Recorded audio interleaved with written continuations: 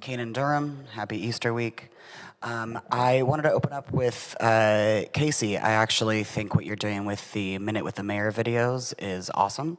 I think it's really cool. Aside from that, I am opposing agenda item 22. I'd like to echo the earlier bipartisan concerns about cronyism, lack of experience, and a lack of trustworthy business information.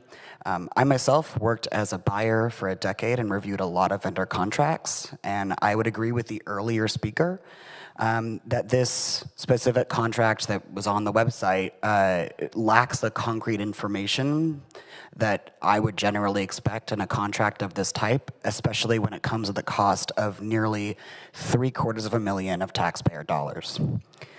Yes, this city has a PR problem, but we seem to have a misunderstanding of why we are struggling with tourism dollars and business contracts. I constantly find myself meeting people who are afraid to come to this city. Not just resistant, not uninterested, but afraid. And many of the city council's actions are included in the list of reasons.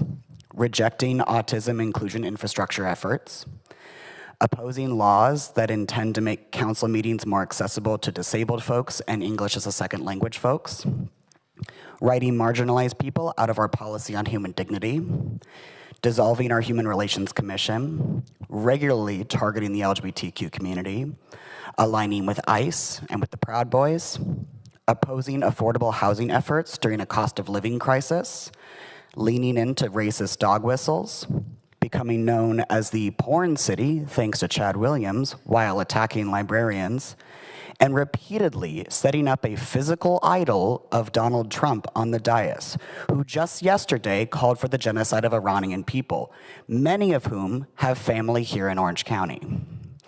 Aside from the questionable business decision that it would be to dive into an untested sweetheart contract, I'd argue that this $750,000 will be going down the drain until the actions and words of this council fundamentally change. Thank you.